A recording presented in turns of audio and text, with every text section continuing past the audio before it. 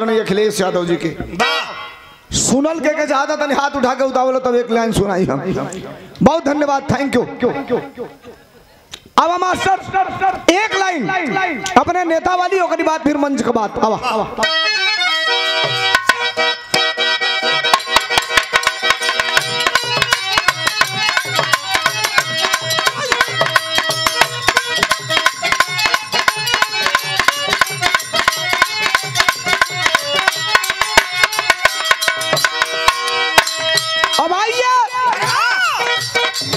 जब आपने आदेश कर ही दिया हमारे नेता, आपके नेता आदरणीय अखिलेश यादव जी के लिए दो गाना सुनने के लिए, मॉनिटर केवल बढ़ाना और कुछ मत बढ़ाना, मॉनिटर हल्का सा बढ़ा दो। शुरुआत कर रहा हूं। हालांकि ये पर्वत कहानी नहीं लिखती, सुनिए अब ध्यान लगाकर। हालांकि ये पर्वत कहानी नहीं लिखती, तारीफ कभी खून को पानी नहीं लिखती, और मैं बोल रहा हूं इसलिए जिंदा हूं, दुनिया किसी गूंगे की कहानी नहीं लिखती। इस देश में आज के दिन जिस दिन आप हमसे बिरहा गवा रहे हैं, अब तो 12 बजे के बाद दूसरा दिन हो गया, यानी 28 मई को इस देश में नए संसद भवन का उद्घाटन हुआ है। आप सब देखे होंगे सोशल मीडिया पे। और भारत का संविधान कहता है संसद, राष्ट्रपति लोकसभा राज्यसभा से होकर के ही संसद बनता है, और संसद राष्ट्रपति के अंदर की चीज होती है। संसद भवन का उद्घाटन शुद्ध रूप से नियम के हिसाब से अगर करना चाहिए, होना चाहिए, तो भारत के वर्तमान राष्ट्रपति के हाथों होना चाहिए। लेकिन ये भारतीय जनता पार्टी का जो मैनिफेस्टो है, हम केवल एक लाइन आपके बीच में कहना चाहता हूं। सामाजिक स्तर पे रात को 1 बज रहा है और आपकी फरमाइश हो गई अखिलेश यादव की गीत गाने के लिए। हल्की बात समझ रहे हैं आप? सच बोलेंगे कब गोली मार दी जाएगी कोई नहीं जानता है, सच बोलेंगे कब जेल चले जाएंगे कोई नहीं जानता है, सच बोलेंगे कब मुकदमा लिख दिया जाएगा कोई नहीं जानता है। इस परिवेश में भी भारत के कोने कोने में जहां भी खड़ा रहता हूं, मैं नहीं जानता यहाँ बैठने वाला आदमी किस जात का है, किस धर्म का है, लेकिन जब एक बार आपका आदेश होता है तो अखिलेश यादव जिंदाबाद कह के इनकलाब पैदा करने का काम करता हूँ, आपके विश्वास और आपकी ताकत के बदौलत। ये आपका विश्वास है, आपका ताकत है। गाना सुनिए। 10 मार्च सन 2022 को उत्तर प्रदेश के विधानसभा का चुनावी रिजल्ट आना था। दुनिया की नजर 10 मार्च सन 2022 को थी।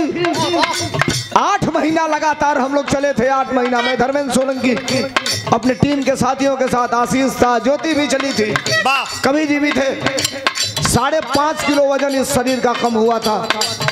घर आया जिस दिन अंतिम सभा करके, दरवाजे पर मैं पहुंचा था, शाम हो गई थी, सो गया। सुबह उठा तो मैं अपनी माँ के पास था। माँ ने कहा शरीर का वजन कम हो गया। हमने कहा 10 मार्च के बाद वजन बढ़ जाएगा। कितना कॉन्फिडेंस था आप जरा समझिए, हमारे अंदर, आपके अंदर। 10 मार्च से पहले एक बात और साफ करना चाहता हूं, सुनिएगा गाना आधा मिनट के बाद।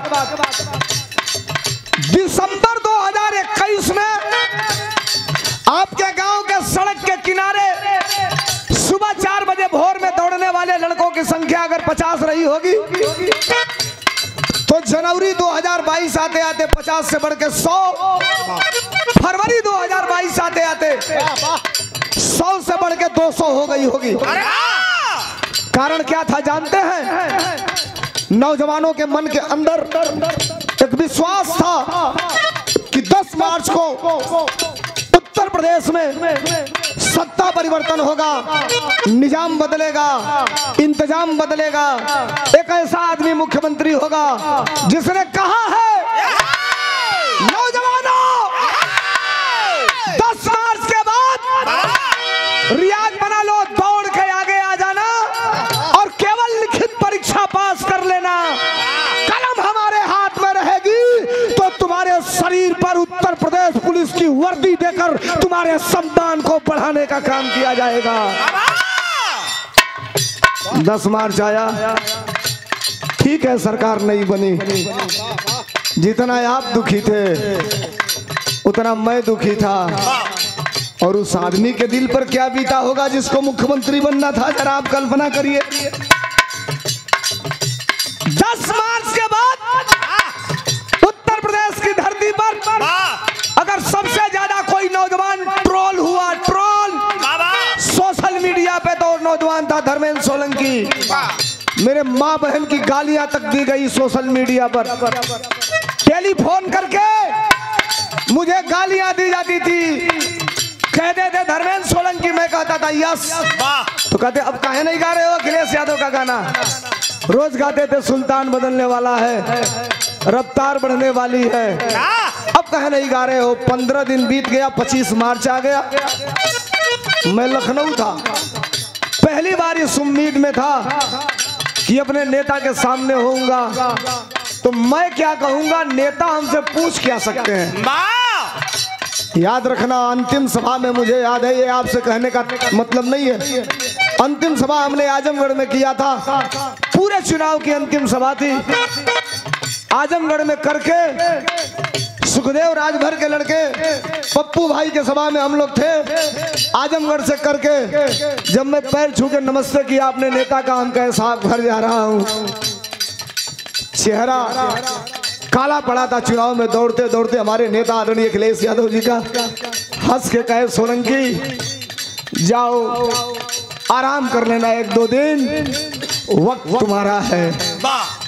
मैं नीचे उतरा, मेरे तमाम साथी थे, किसी को मिर्जापुर जाना था, किसी को इलाहाबाद आना था, किसी को देवरिया जाना था।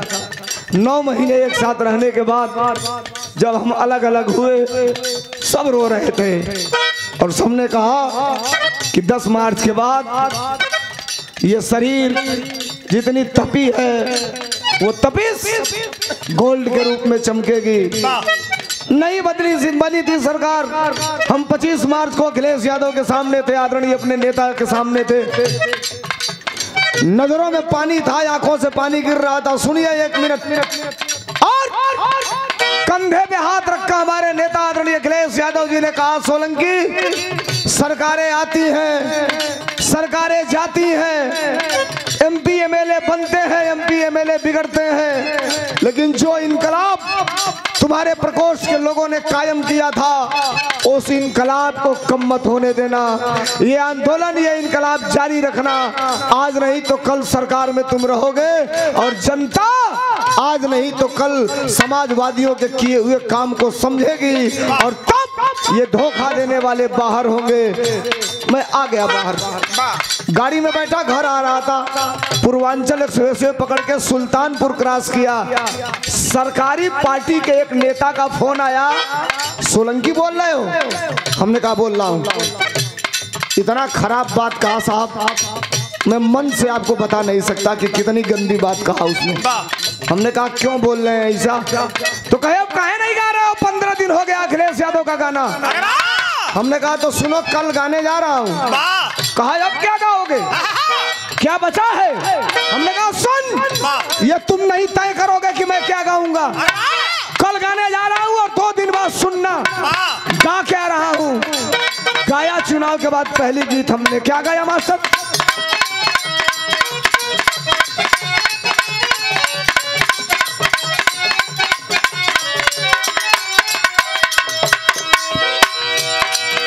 चुनाव के बाद पहला गाना गौले रही का गौली मास्टर?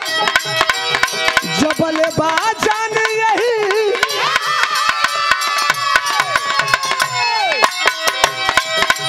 अरे